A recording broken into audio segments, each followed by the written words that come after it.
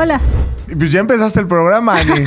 O sea, no, te voy a decir algo. Me gusta mucho el inicio de este programa. Muy bien, probando los volúmenes, probando la voz. Está perfecto. Probando.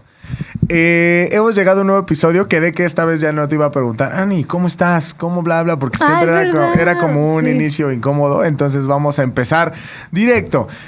Acaba de empezar No Necesito Terapia. Me encuentro con Ani. Yo soy el oso hombre. Y este es el podcast en el que platicamos de cosas que a todo mundo nos puede pasar por la mente, que a todo mundo, situaciones en las que todos podemos vivir. Y lo más importante, darnos cuenta que no estamos solos y que la neta todo responde a un porqué, generalmente, ¿no? Exacto. Hemos pasado muchos temas ya, bastante buenos todos.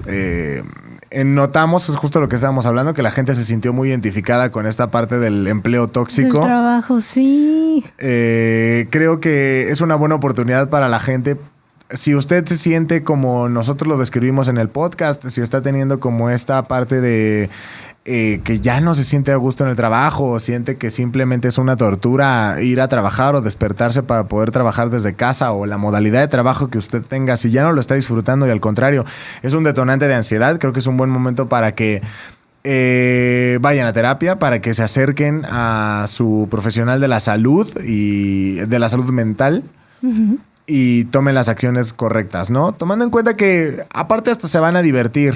O sea, llega un punto cuando estás tomando terapia que la neta hasta dices, puta, ya quiero empezar a despotricar en contra de todos, ¿no? Porque siempre hay... Sí, padrísimo. A mí me encanta llegar. Vi un meme alguna vez de... Es que terapia es como un reality show donde todo tiene que ver contigo.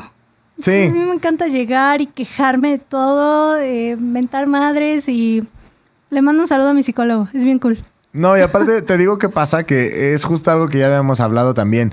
Siempre que vas y platicas con tus amigos, no es comparable con terapia, porque tus amigos siempre en la vida van a decirte, no, es que tú eres el que está bien y todos los demás están mal y, o sea, ya sabes, como que te hace cerrarte más la mente, ¿no? Como o al contrario, ¿no? O sea, va a ser una persona que va a intentar decirte, güey, pues lo que te está pasando es tu culpa porque eres un tal por cual y bla, bla, bla, bla, bla, ¿no? O sea, podemos encontrarnos con esas dos situaciones cuando nos acercamos a nuestros seres queridos y les queremos contar como lo que está sucediendo en nuestra vida. Sí, pues es que se preocupan por ti, es lógico, ¿no? Que quieran estar como de tu lado o también mucho se da de no te sientas mal y tratan de hacer todo que digo, es en buen pedo, ¿no? Pero no ayuda ay, pues ya no llores, vamos por unas chelas. Sí. ¿No? Y es como de, pues, tal vez primero llorar y luego las chelas. Creo que, o llorar con las chelas, ¿no? Sí, que también, si bien es un buen desahogo... Shot con lágrimas. Correcto. Shot de lágrimas, ¿no? Sí. Sí, déjame tomo un shot de mis propias lágrimas. Creo que sí es necesario... a mí me divierte la neta bastante como tener esta parte de decir, bueno, una vez a la semana voy a ir con mi terapeuta y voy a platicar de lo que sea y él no conoce absolutamente a nadie de las personas de las que yo estoy hablando, ¿no? Sí, todo es neutral. Entonces no tengo ningún problema diciendo, ay, güey, ¿sabes qué? Creo que mi mamá se pasó de gañana o mi novia la está cagando durísimo porque al final... tiene una perspectiva bastante abierta y sobre todo concreta de lo que me puede estar pasando, ¿no? Entonces no se sienta mal de acercarse, de decir, ¿sabes qué? Creo que sí necesito ir a terapia porque no está mal y al contrario, creo yo que usted se va a divertir bastante y sobre todo va a aprender a lidiar con los problemas del día a día, porque no es lo mismo llegar a tu casa sin ningún tipo de conocimiento y sabes que vas a llegar a la pelea de nuevo y sabes que vas a llegar otra vez al conflicto, en lugar de ya haber despotricado antes y ya llegas súper suelto, ya nada más para decir, ay, bueno, a ver qué pasa, ¿no? Entonces, creo que eso es bastante favorable. Hágalo, no tenga miedo. ¿Por qué? Porque si usted dice, creo que todavía no llego a ese punto, no se preocupe. Seguramente vamos a llegar al punto en el programa en el que usted va a decir, quiero ir a terapia. Quiero probar. A ver qué tal. Pues sí, probamos peores cosas, ¿Sí? ¿sabes? Entonces, sí. Al final creo que... Ni jalan. Ni jalan y sobre todo... yo he estado muy cerca de personas que dicen, es que no necesito terapia, necesito aceites. Y no necesito terapia, necesito... Sí, ya sé qué me va a decir, entonces ¿para qué voy? Es como... Pues, ¿cómo sabes que ya sabes que te va a decir? Y sobre todo, ¿sabes qué pasa? Dejarte llevar. Porque me ha pasado también ver personas que ellos creen que pueden dirigir su terapia. Sí. ¿Sabes? Y entonces dicen, no, es que yo hablo con mi terapeuta, pero estoy empezando como desde mi niñez porque creo que desde ahí vienen mis problemas. Y entonces, güey, ¿cómo sabes? Deja que tu terapeuta te pregunte y que tu terapeuta vaya dirigiendo todo el pedo, porque si no, al final simplemente le estás mostrando lo que tú quieres mostrarle y no vas a llegar al punto de nada, ni al centro de nada, y no vas a arreglar ni madres. Entonces... Sí, que eso es algo que es una casi necesidad de las personas de hablar de su niñez, de su infancia, de los traumas de esa época. Muchos se regresan también a la época de pubertad, a la secundaria. Es una etapa en donde es súper marcado el, no sé, que me criticaban o me trataban mal en la escuela. Y así se genera como este pensamiento constante, ese recuerdo.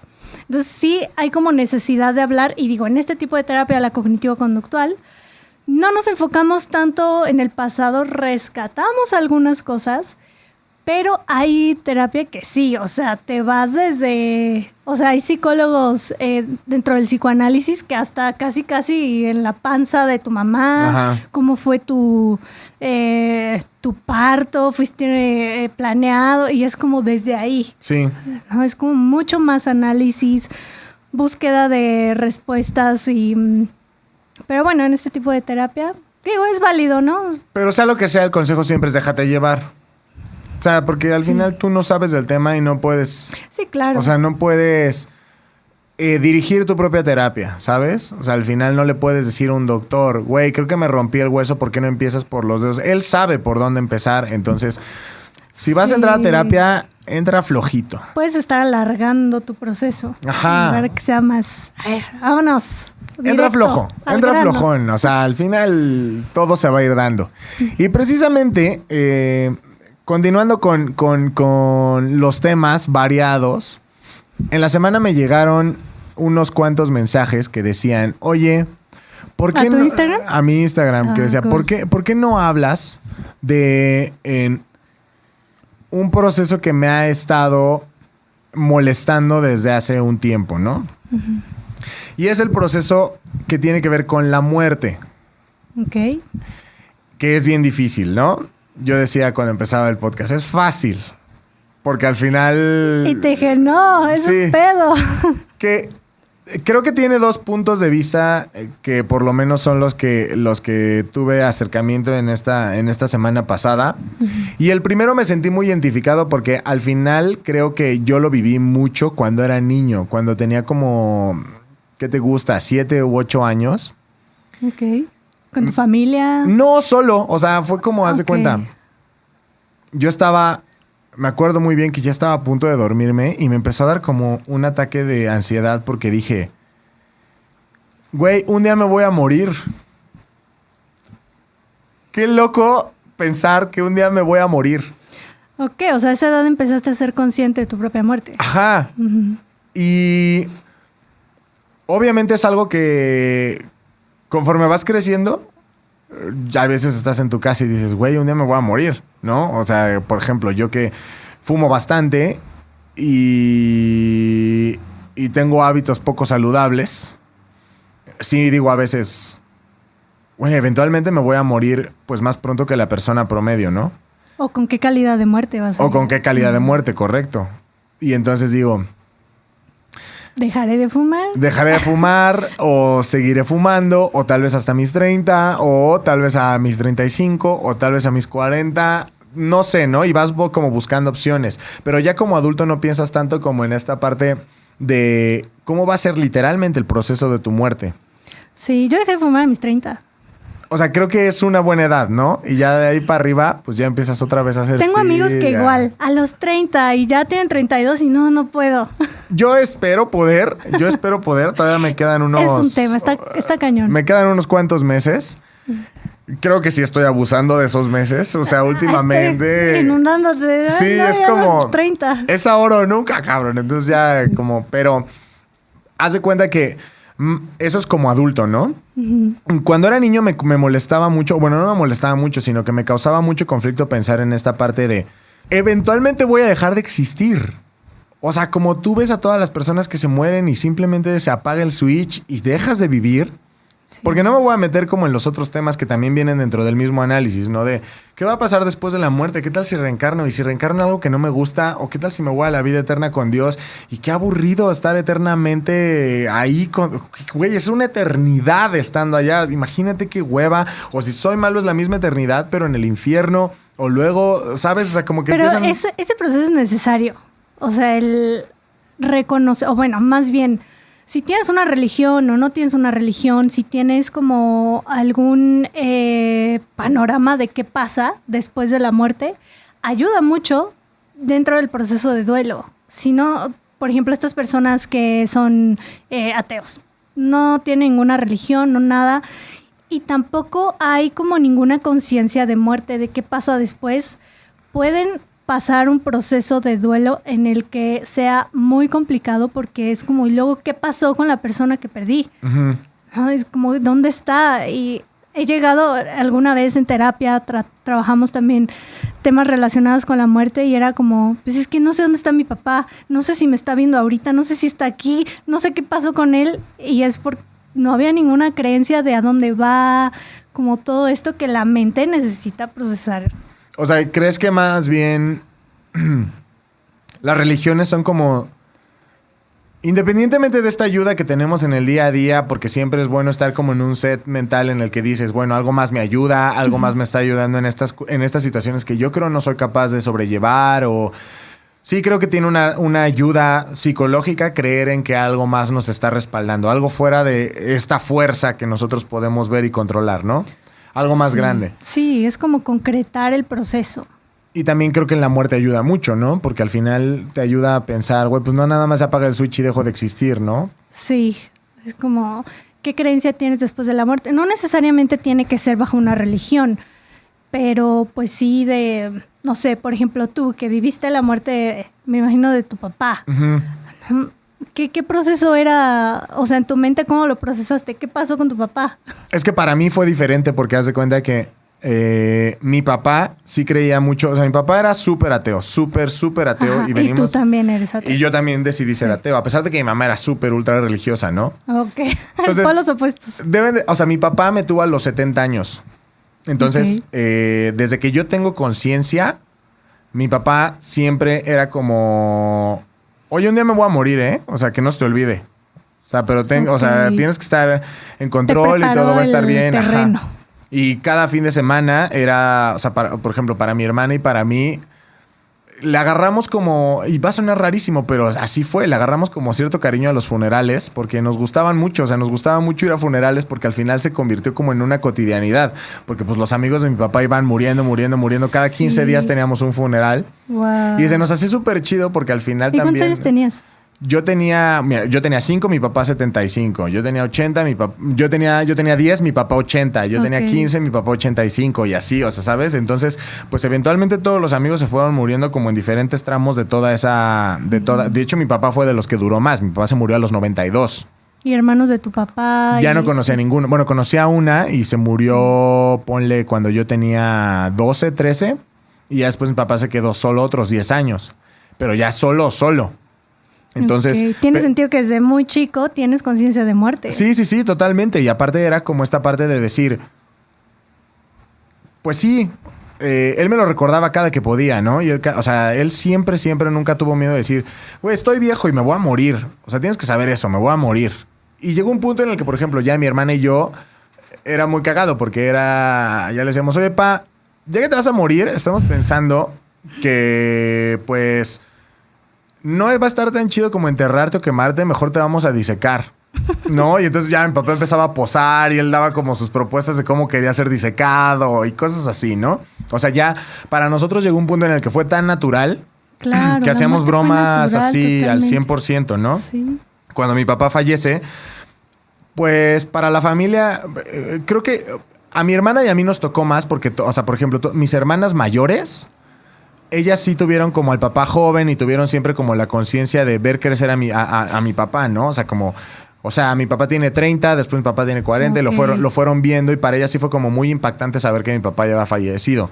Yo, que prácticamente ya nada más estaba esperando el momento, O sea, sí fue como, güey, pues ya sucedió, ¿no? Ahora a seguir las instrucciones que me fue plantando por 22 años. O sea, fue como nada más ok, ya pasó, ahora, ¿cuál era el punto número 1, 2, 3, 4? Y entonces ya fue como...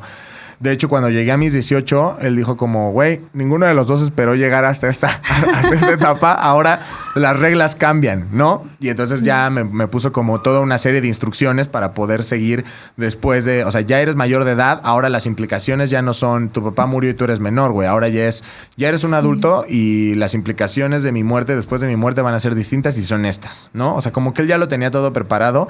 Aparte de que te digo, era como un proceso de repetición en el que siempre decía, me voy a morir, no se te olvide, me voy a morir, me voy a morir, me voy a morir, me voy a morir. Sí, fue algo natural y al final pues fue mucho más fácil de digerir y procesar. O sea, eso no le quita el dolor, pero...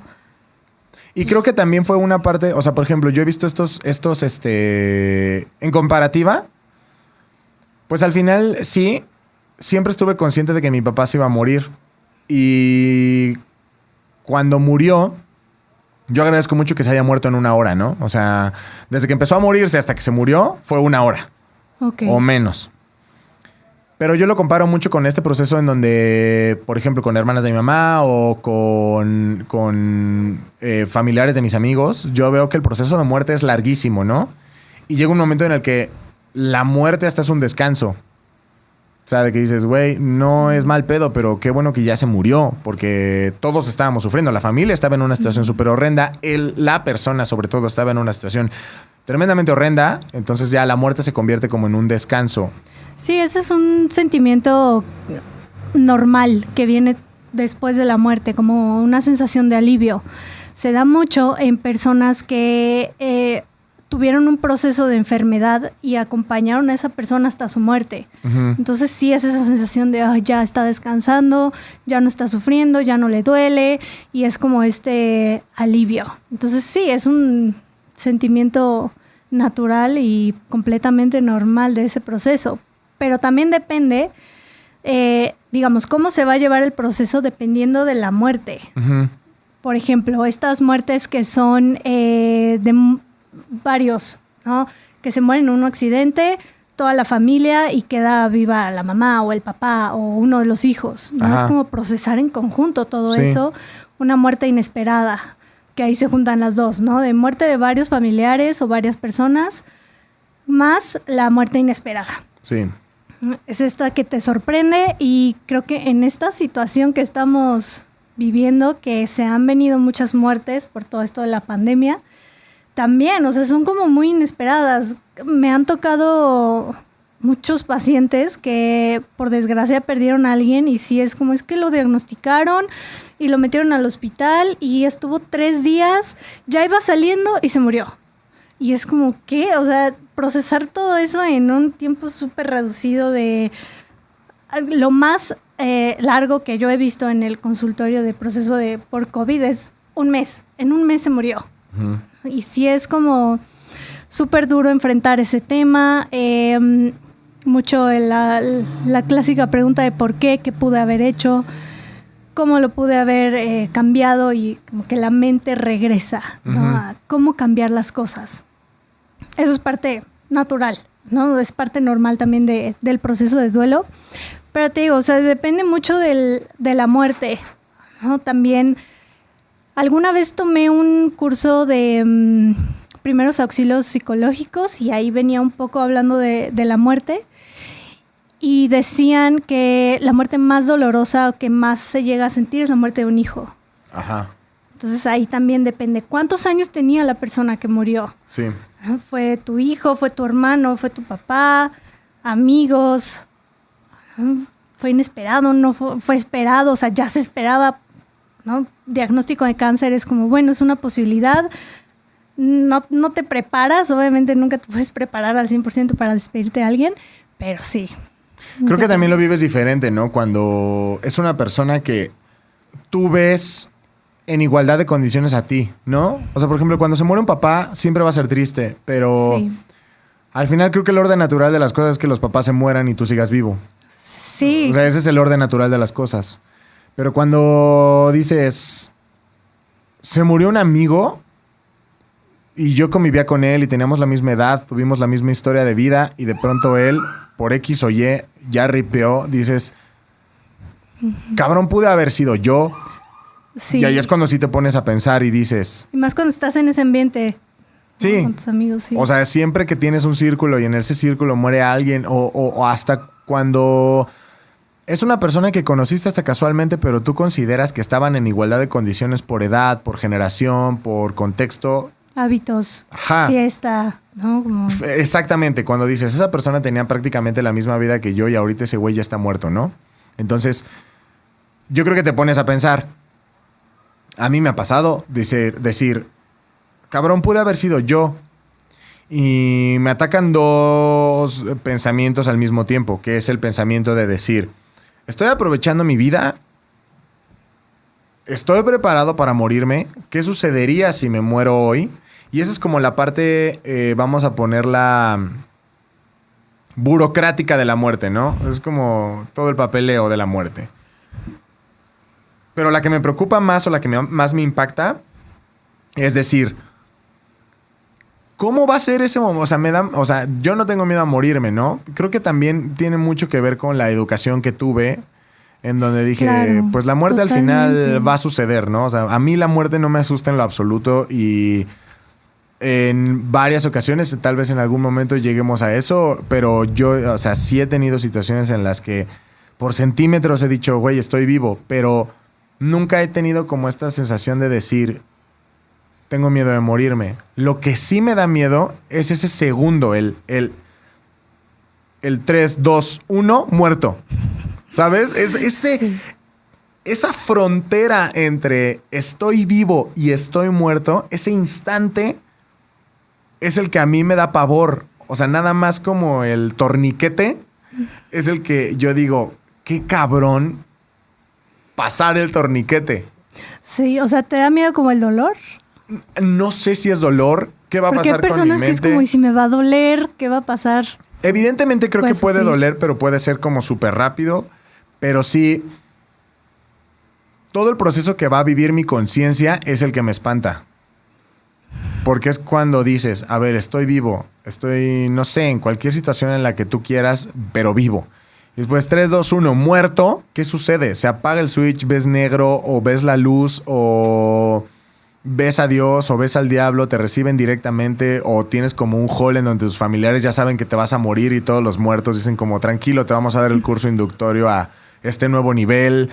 Sí, me recuerda mucho la película de Mártires, no sé si la viste. No, jamás. Ay, está súper pesada, es como tipo hostal, así como súper de gráfica y todo, pero la trama va hacia qué pasa después de, o en ese momento que te vas a morir. Uh-huh. ¿No? Y entonces como que torturan gente como para llegar a eso. Digo, es terror, así. Ok. No la recomiendo, a mí no me gustó porque no soy de películas tan grotescas. Pero es una como pregunta que tiene el ser humano que es como necesito saber. Es que está cabrón. Porque a pesar de que, o sea, yo soy de los que piensan que cuando... Y perdón, o sea, yo sé que es un momento... Si usted lo ha vivido o conoce a alguien que lo ha vivido, discúlpeme. Yo sé que es un proceso súper fuerte y que seguramente vivirlo fue una experiencia súper tremenda. Pero yo no creo que existe el pedo de me morí y regresé. O sea, sí creo que hay un... O sea, hasta cuando te mueres y te dan los toques para regresar, sí creo que hay un pedo de...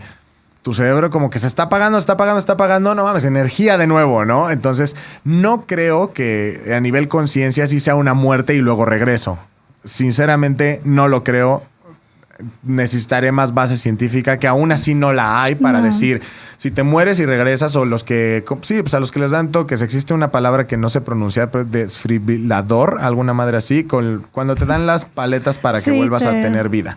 Te reaniman. Ni siquiera creo que esas personas, o sea, clínicamente estuvieron muertas, pero a nivel conciencia yo no sé hasta cuánto se tarda en apagar el sistema, ¿no? Hasta cuando tú apagas una computadora, le pones a apagar y tarda unos cuantos minutos en neta apagarse. Uh-huh. Creo que eso es lo mismo que pasa con el cerebro, porque al final le estás dando impulsos eléctricos y vuelve a agarrar.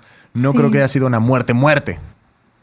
Pero no creo que sea como un buen parámetro para decir, este cabrón se fue y regresó.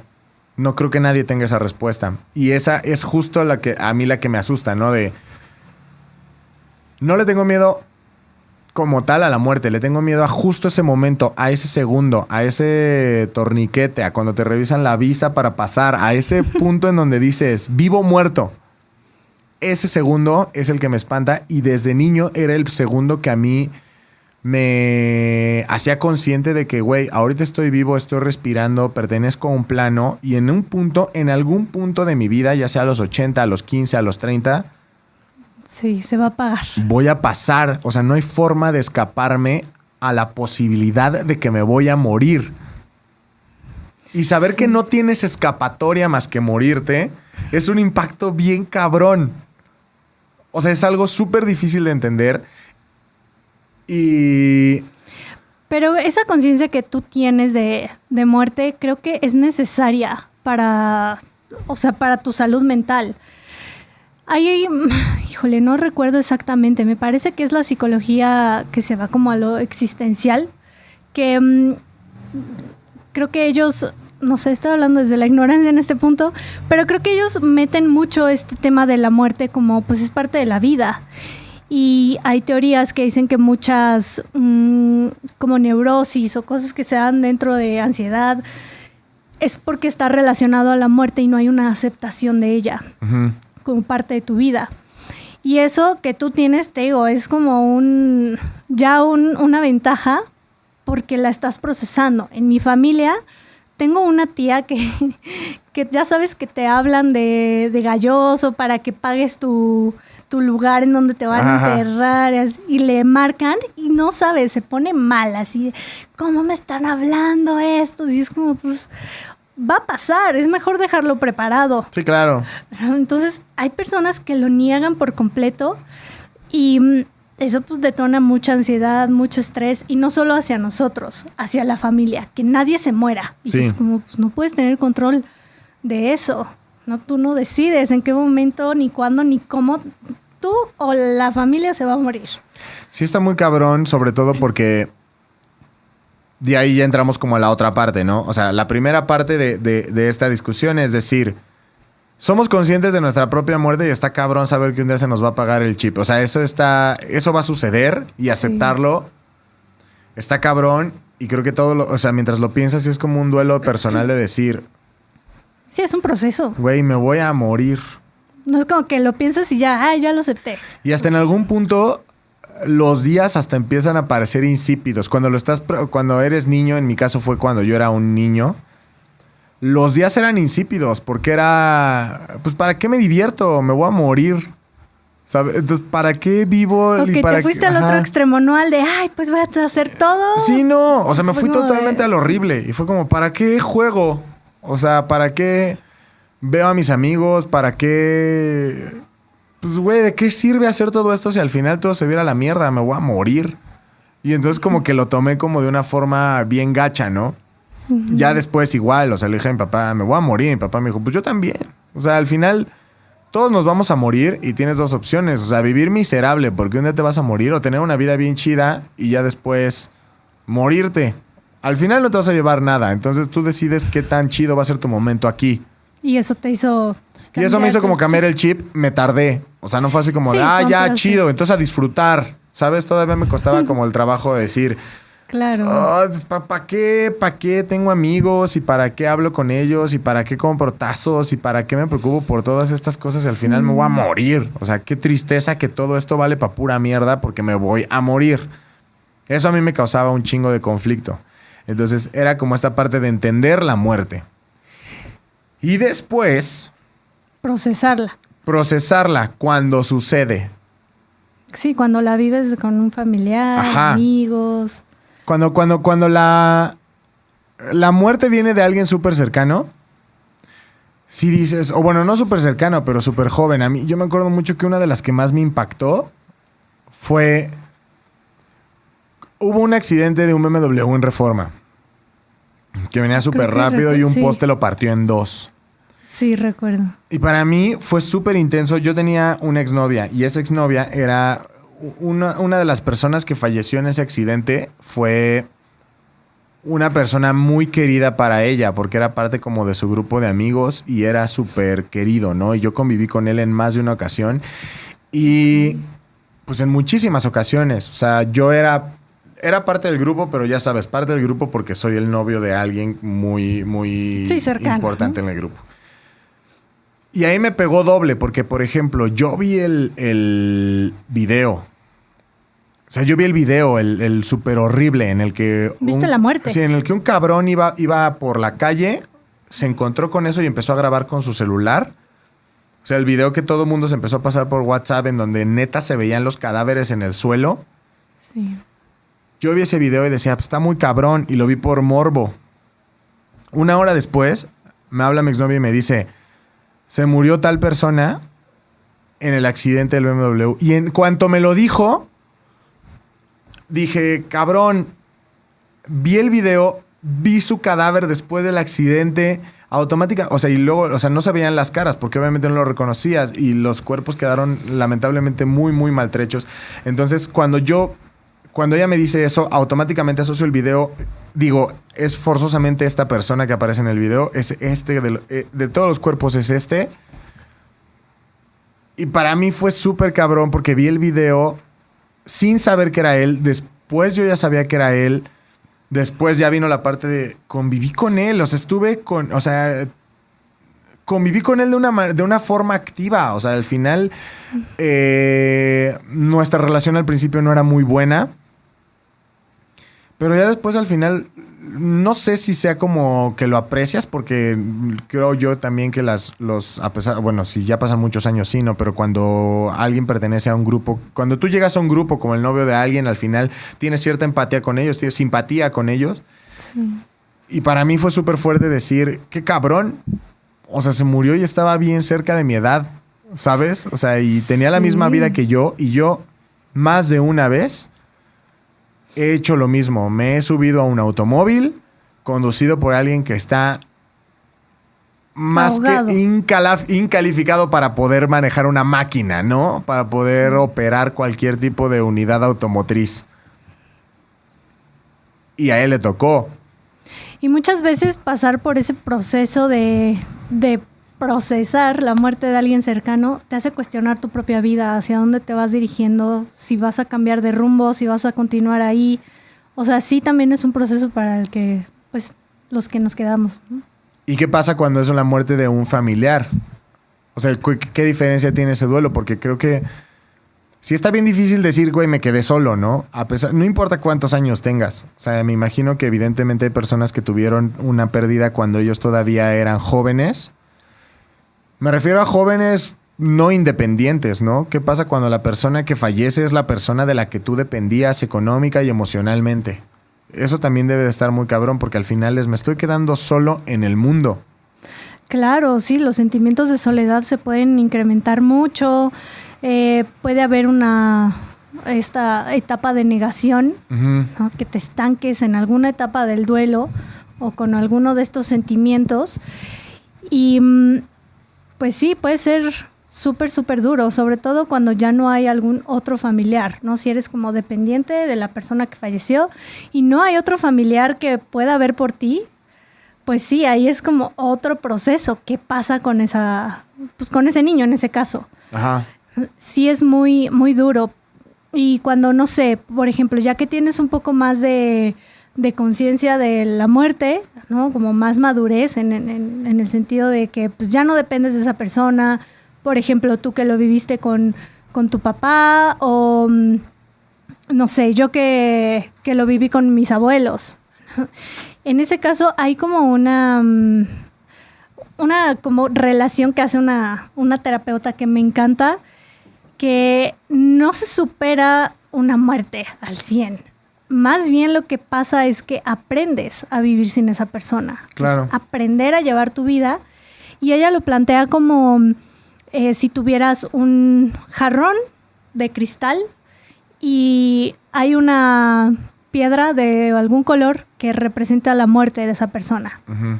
¿No? Entonces le metes esa piedra al jarrón y pues está completamente transparente, ¿no? De vidrio, entonces puedes ver la piedra constantemente.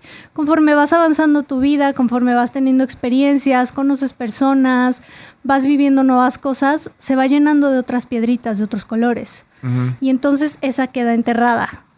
Eso no quiere decir que la ausencia como de esa persona ya no existe, ¿no? Sino que por momentos se va a mover ese jarroncito y va a salir a la luz.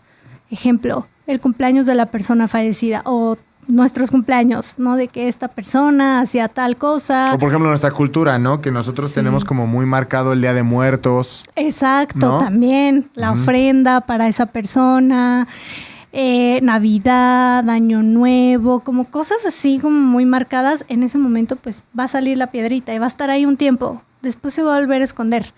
Y es cuando, o sea, así hacemos referencia a que el dolor no persiste, se transforma. O sea, se queda, pero se va transformando. Y a veces el dolor ya no es tan intenso conforme va pasando el tiempo.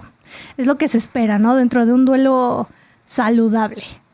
Muchas de las personas, bueno, hay un chingo de infografías en cualquier tipo de red social que te habla de las etapas del duelo. Sí. Pero realmente yo nunca las he hablado con una psicóloga, ¿sabes? O sea, me gustaría que me explicaras cuáles son estas etapas que se viven a partir de la muerte de alguien. Que también no sé si el mismo duelo, o sea, si las mismas etapas del duelo sirvan para cuando rompes con una pareja o para cuando pierdes a una amistad o cuando pierdes un trabajo, cualquier cosa, ¿no? Cualquier tipo de duelo, por decirlo así. Pero refiriéndonos en este episodio específicamente al duelo por muerte, ¿cuáles son esas etapas? Pues sí, pueden ser similares, o sea, las etapas del duelo a perder a una pareja o, por ejemplo, una mascota, que a veces se siente como si fuera un familiar. Entonces tenemos la etapa de negación, ¿no? Que es como negar que no, esto no está pasando, no lo puedo creer, no. Tenemos también la etapa de depresión, que es como tristeza. O sea, no les estoy diciendo exactamente en orden, porque el proceso tampoco es lineal. Pero bueno, ahorita voy para allá. Se presenta una depresión que no necesariamente es una depresión clínica, sino que es parte del duelo, viene parte de ese proceso. Entonces es normal dentro de lo que sucede. Viene la etapa de negociación, que es cuando empezamos a pensar, ¿y si hubiera pasado esto? ¿Y si hubiera hecho esto? Como tratando de evitar la muerte. Viene también la etapa de la ira, ¿no? Como mucho enojo. A veces este enojo hacia la persona se puede dar, ¿no? Es normal también porque se murió, ¿no? Y estar enojada con la persona, pues que me abandonó, ¿por qué? Y la aceptación, que es como, ok, el aprendizaje de sí, ya acepto la muerte y todo, pero este proceso no es lineal, no es como que, ya estoy en esta etapa, entonces ya me faltan estas 3 y ya estoy bien, sino que van de, si ya estás en la aceptación, te puedes regresar hasta la, no sé, de negación. Y no hay un tiempo. No hay, bueno, digamos que para que sea un proceso saludable, se dice que dura de 6 meses a 2 años. Saludable. ¿Y esto significa que vas a tener el dolor toda la vida? No, como te decía, el dolor. Ay, me salió Lolita. Phil Barrera presente. El dolor se transforma, ¿no? No es como que ya va a ser agonizante como el primer día. No. Se va transformando. Hay días que duele más, hay días que duele menos, hay días que puedes estar tranquilo, hay días que de plano no te quieres levantar de la cama, extrañas mucho a esa persona, pero conforme va pasando el tiempo, como te digo, se va transformando y se va haciendo menos intenso. No es como que 2 años voy a estar así en el dolor extremo. Y lo que, digamos que después, si después del primer año de que fallece una persona, los sentimientos que vienen normales con el duelo son muy intensos, es ahí cuando, ok, puede estar siendo un duelo complicado, que así se le llama, ¿no? Y puede necesitar terapia esa persona como para procesar, porque puede estar estancada en esa... O sea, si después de un año los sentimientos que tienes son exactamente los mismos o con la misma intensidad que el primer día que fallece la persona, ya podemos decir que tienes un duelo complicado. Sí. Sí, Ok. Cuando hay total negación o no hay ninguna aceptación, pueden venir problemas de sueño, alimentación, un cambio en la vida, así radical. También, bueno, esto es dentro de, no sé, los primeros meses después, que la persona tiende a soñar mucho con las personas que fallecieron, Ujú. ¿no? Y es como, ay, me vino a visitar. Y dentro del consultorio, eso lo podemos ver como en qué etapa del duelo está, ¿no? Si cómo ve a la persona, si está como negada de no, es que estaba viva o está muy triste, está sufriendo. Ahí vemos en qué etapa del duelo puede estar y de ahí podemos trabajar. Ok. Porque también lo que pasa mucho es como un sentido de culpa por disfrutar tu vida, ¿no? O sea, creo que he visto que le ha pasado a personas, a mí también me llegó a pasar. Ajá. Y no solamente te pasa cuando tú lo experimentas en carne propia, sino que pasa cuando tú ves a las otras personas hacerlo. ¿A qué me refiero? Por ejemplo, güey, este cabrón ya está aquí en la fiesta y hace un mes se murió su mamá. Sí. Güey, pues sí, ¿sabes? O sea, no importa, creo yo, no sé. También lo tiene que mucho que ver con el pedo moral, ¿no? Y el aspecto social en el que convives. Por ejemplo, yo he vivido funerales aquí en la ciudad y he vivido funerales en el pueblo, ¿no? En el pueblo creo que es un poco también más intensa esta parte social de decir, se murió su esposo y ya se ríe. O se murió su mamá y ya está tomando. A mí me cuesta muchísimo trabajo saber, o sea, diferir del bien y el mal en estas situaciones porque, pues en mi caso yo siento que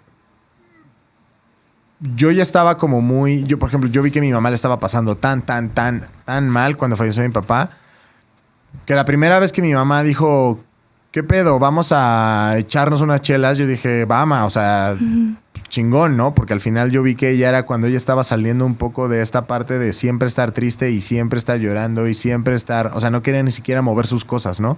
Sí. Pero me ha pasado más de una ocasión estar en una fiesta con amigos y decir, mira, este cabrón ya está aquí, su papá se murió hace un mes. Pues, güey, se murió su papá, no él. ¿Sabes? Entonces no creo que sea como muy justo, pero también entiendo la parte de la culpa. O sea, sí entiendo la parte de decir, sí sé que se murió mi papá, pero la neta sí quiero escuchar música.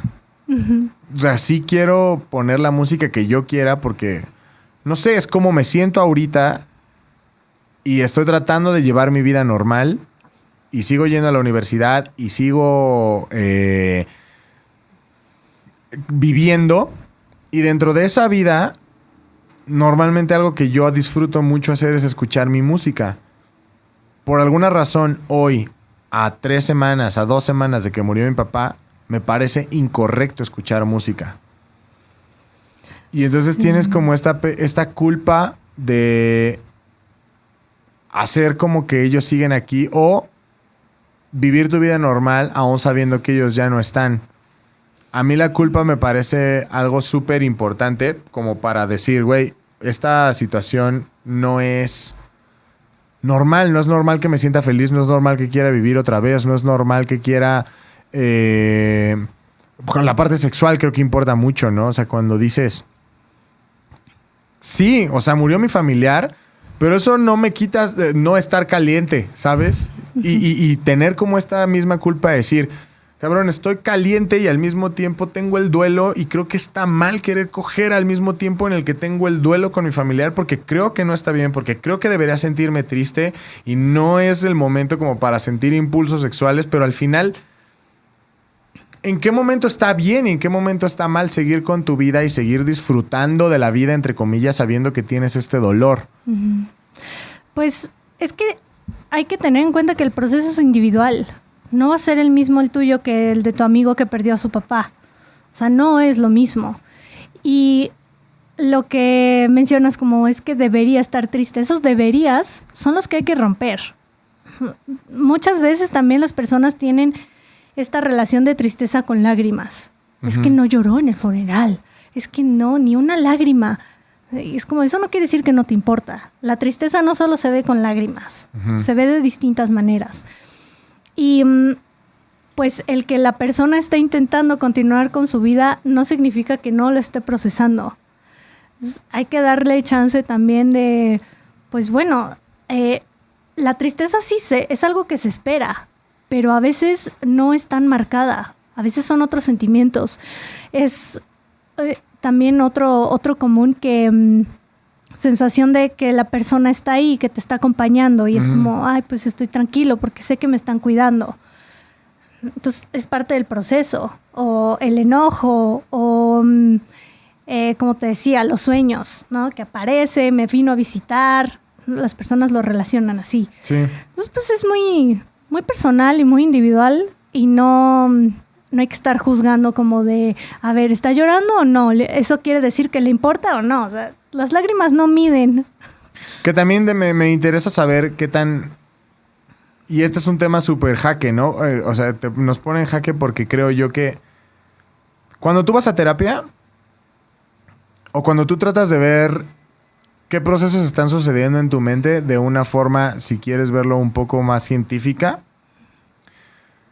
te das cuenta que, por ejemplo, soñar con tu familiar o creer que él sigue aquí o todas esas situaciones al final te ayudan a seguir adelante porque son como pequeñas aspirinas al dolor que te ayudan a ir dentro de todo este proceso. Sí. Eso está chido, pero al mismo tiempo cuando vas a terapia o cuando lo tratas de entender de una mejor forma y dices, o por ejemplo las personas que van que tienen como estos cursos de tanatología y todo lo demás, pues entiendes que lo sientes y eso te ayuda, pero no sé hasta dónde como que lo desmiente, ¿me explico? O sea, es como, tú tienes a tu familiar y tú dices, yo sueño con mi papá todas las noches y es porque él viene y eso me ayuda a ir a través de mis problemas y eso me ayuda a superar el duelo y eso me hace pensar que está bien o me hace, si no está bien o si él se encuentra triste en mis sueños, me ayuda a pensar que puedo corregir algunas cosas para que él descanse bien. Pero ya cuando vas a terapia y todo eso te das cuenta de, a ver, espérate, o sea, sí esto me está ayudando a sentir bien, pero al mismo tiempo esto es o sea, ¿qué tan real es? O a lo mejor mi cerebro solamente lo está creando y no tengo nada más que esta creación de mi cerebro. Y entonces vuelves al punto en el que dices, güey, pues todo está perdido porque mi cerebro es el único que... O sea, me está engañando. Mi cerebro es el que se lo está inventando. Pero es más fácil para mí pensar que es real, que mi papá se presenta en mis sueños. Y es un círculo que desvirtúa una teoría sobre la otra. Eso a mí me causa un poco de conflicto y no sé cómo lo manejes tú, por ejemplo, en consultorio, ¿no? Porque es... Sí, qué chingón que mi papá sigue vivo en mis pensamientos y me viene a visitar su espíritu en mis sueños.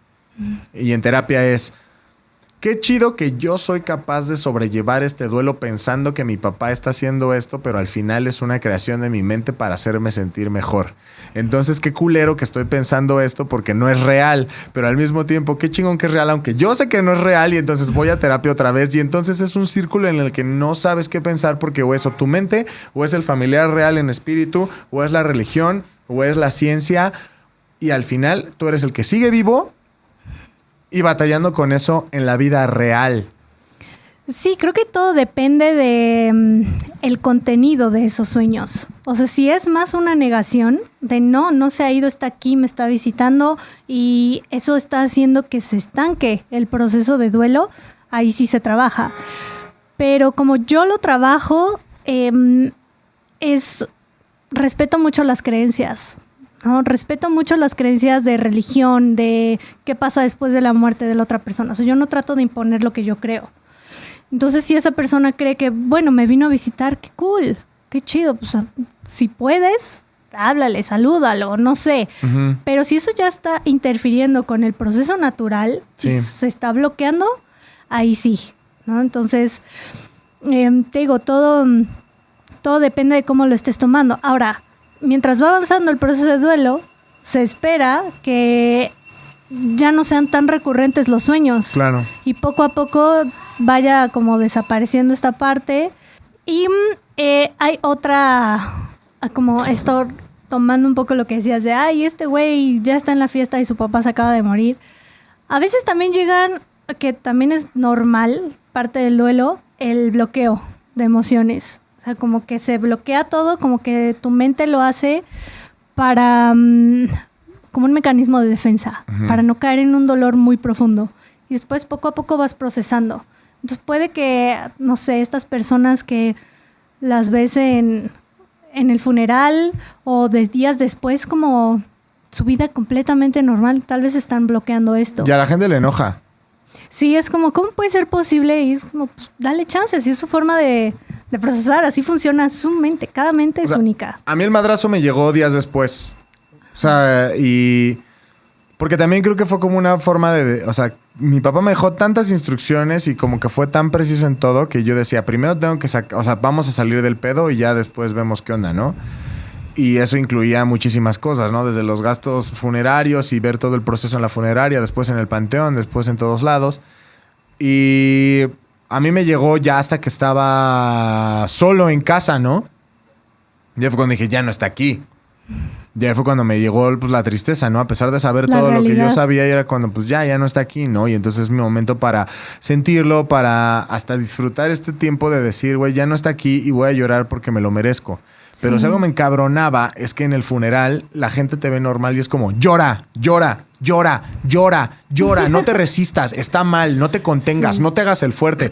Como, cabrón, chinga tu madre, güey, mi papá es el muerto, no el tuyo, déjame vivir esto como yo quiero hacerlo, porque aparte es la forma en la que no es que te quieras hacer el fuerte, no es que te estés aguantando las lágrimas, es que simplemente no salen. No salen. Sí. O sea, ya llegará el momento para que salgan, pero mientras tanto es mi pedo, no el tuyo, ¿no? Entonces, también me gustaría compartirlo a las personas que están pasando por esto, porque la neta no se sientan mal si en ese momento no tienen ganas de llorar o no están como sufriendo como van a ver personas sufrir.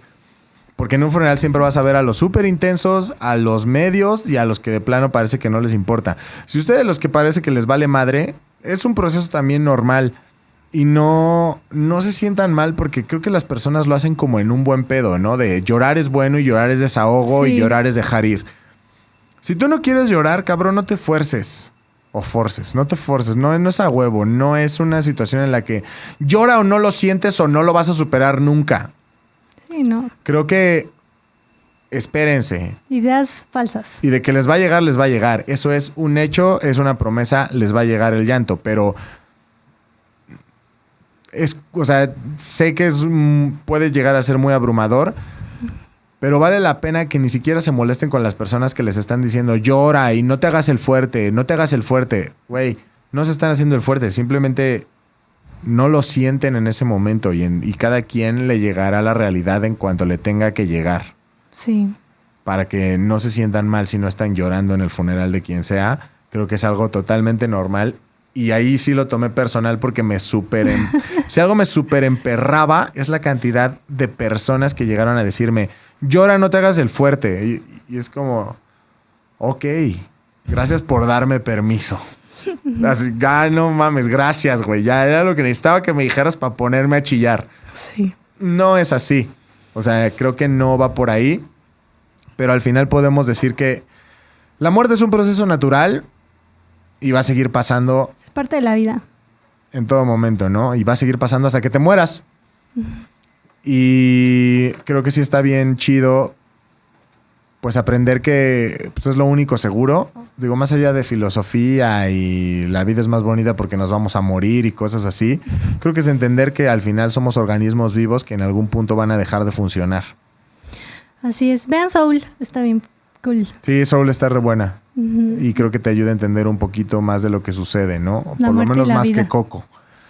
Creo que si te pones a pensar en esas dos películas que hablan de la muerte y son precisamente de la misma compañía, Pixar, Coco está chido porque va más como a las creencias, ¿no? Y va más como a lo sentimental. A nuestra cultura. Y va más como va más como a cómo el mexicano ve la muerte. Y Soul me gustó la forma en la que ellos interpretaron cómo funciona el más allá. Sí. Me gustó mucho porque me parecía como más lógico. Hay personas que saltaron así de están negando a Dios y los religiosos ahí. Pues creo que viene de la mano de todo, ¿no? Sí. O sea, creo que si ves Soul, no importa la religión que tú tengas, creo que puede machar muy bien y creo que es una forma muy cagada de decir, cabrón, pues si yo soy de la religión que me guste ser, me gustaría pensar que las cosas en el más allá funcionan así. O sea, porque al final... Sí, está cool. No importa la religión que tengas, creo que es una muy buena forma de pensar cómo podría funcionar el más allá, ¿no? No estoy diciendo que Coco es horrible, digo, está bien chido pensar en los alebrijes y que tenemos como una vida más allá y que todo es de colores y cempasúchil y todo. Yo tengo un xoloscuincle, entonces es como, me va a llevar al más allá cuando me muera. Y está bien chido. Me va a guiar. Porque al final creo que es una parte de nuestra cultura que sí, a los mexicanos cool. Los hace... Sí vemos la muerte totalmente diferente, eso es un hecho. Nosotros la abrazamos y vemos... La celebramos. La celebramos, que es lo más importante, ¿no? Y no está peleada la una con la otra. Simplemente creo que Soul es un poco... Y al final son películas, es entretenimiento. A mí me gusta pensar que Soul es un poquito más lógica. Me gusta pensar que cuando te mueras, la muerte es como Soul... Pero con cempasúchil y alebrijes, ¿sabes? Entonces vamos a hacer como un mix. Ajá. Creo que el mix funciona perfectamente para todos aquellos que se sienten como conflictuados entre a qué película de la muerte hacerle caso. Así es. No hay cura. Todos nos vamos a morir. Y todos vamos a sentir ese dolor, ¿no? Súper intenso de decir, güey, la persona que amo ya no está acá. O ya lo hemos sentido. O ya lo hemos sentido. Y... va a ser diferente, ¿no? Creo yo también, eso es tomar en cuenta, que no porque ya la viviste una vez, va a ser igual. O sea, por ejemplo, no es como yo ya viví la muerte de mi papá, sí, la muerte de mi mamá va a ser igual, ¿no? O sea, al contrario, creo que cada muerte tiene sus implicaciones dependiendo de la persona y lo que esa persona es en tu vida. Y a pesar de que los padres en algún punto tendrían, o sea, en la lógica tendrían que ser lo mismo para nosotros, sí es diferente, ¿no? Es muy diferente la madre al padre, es muy diferente totalmente la relación que tenemos con cada uno de nuestros papás y decir, güey, con nuestros hermanos, con nuestros amigos. Sí, el proceso es diferente. Es súper diferente y... pues, ¿qué nos puedes decir? ¿Es mejor dejarnos ir o simplemente, pues sí, ¿no? Como que más allá de alguien que quiera o no ir a tomar terapia... ¿cuál es un punto bueno para iniciar a comprender que alguien se murió? Dejar como fluir todo lo que se sienta, aceptar las emociones como parte del proceso, no intentar negarlas, no intentar forzarte a sentir bien. Dale chance, dale tiempo. Estás pues ahí acomodando cosas en el interior, entonces... Pero creo que algo que sí les puedo recomendar es, si te sientes estancado dentro de un proceso de muerte, ve con un psicólogo que está especializado en tanatología. Ellos son los expertos en todo este tema de muerte. Y si la muerte de algún familiar, amigo, alguien cercano, viene acompañada de ataques de pánico, trastornos de ansiedad como fobias específicas, una agorafobia, que es como este miedo a salir, estar... como en lugares abiertos, en lugares donde algo malo pueda pasarte y estás evitando, o sea, ya te estás aislando, señal de terapia. Ok, pues entonces, amigos, si ustedes se sienten identificados con lo que acabamos de decir, para lo malo, para lo bueno, es un buen punto para poder decir, tal vez necesito terapia o no necesito terapia. Eso ya es decisión de usted y cómo esté viviendo su proceso ahora, pero sí les podemos decir que con terapia la neta es que puede funcionar mucho mejor el proceso. Sí. Pues creo que es el final de este episodio, Ani. De hecho, creo, no me creas, que los de la basura normalmente nunca paran y creo que están esperando justo a que terminemos el podcast para empezar a avisarle a la colonia que ya se encuentran en nuestra querida esquina. Entonces, muchísimas gracias. Por favor, cuéntale a las personas por dónde te podemos encontrar en redes sociales, porque déjame decirte que han estado llegando mails a Azares del Universo, lo cual me recuerda que te tenía que reenviar algo y no lo hice. Han estado llegando mails a Azares del Universo, a contacto@azaresdeluniverso, pidiendo informes sobre terapia psicológica. Sí, nosotros podemos hacérselos llegar a Ani, que como lo tengo que hacer, como lo hago.